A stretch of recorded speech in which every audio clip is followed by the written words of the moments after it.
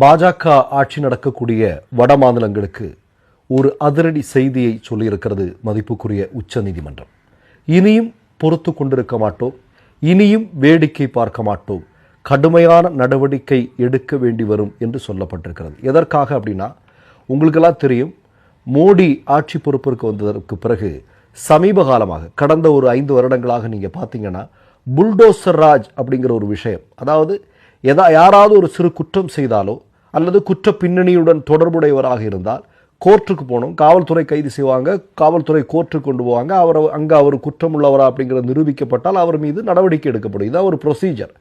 ஆனால் இங்கே என்ன அப்படின்னா, ஏதாவது ஒரு நபரின் மீது ஏதாவது ஒரு குற்றம் சுமத்தப்பட்டார், அது ஆர்எஸ்எஸ் காரனே குற்றம் சுமத்துறான்னு வைங்களேன், உடனடியாக அவனுடைய வீடு என்னென்னா புல்டோசரால் இடிக்கப்படக்கூடிய நிகழ்வு. அப்படி பார்த்தீங்கன்னா நீங்கள் சமீபத்தில் பாஜக ஆட்சி செய்யக்கூடிய மாநிலங்களில், பெரும்பாலான மாநிலங்களில் இருக்கக்கூடிய சிறுபான்மை சமூகத்தை சார்ந்தவர்களுடைய வீடுகள், தொழிற்கூடங்கள் சர்வசாதாரணமாக இடிக்கப்படக்கூடிய காட்சியை பார்க்கிறோம்.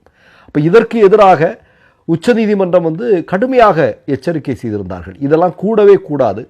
இனி யாராவது இடிக்கிறதாக இருந்தால் எந்த ஆட்கள் இடிக்கிறாங்களோ அவங்க கிட்ட இருந்து நஷ்ட ஈடு வாங்கணும் அப்படிங்கிற மாதிரி சொல்லியிருந்தாங்க. உத்தரப்பிரதேசத்திலே யோகிக்கு 25 லட்சம் ரூபாய் பிழை நீதிமன்றம் சுமத்தியது என்பது நமக்கு தெரியும். அதாவது அத்துமீறி போய் ஒரு பில்டிங்கை இடிச்சதுக்காக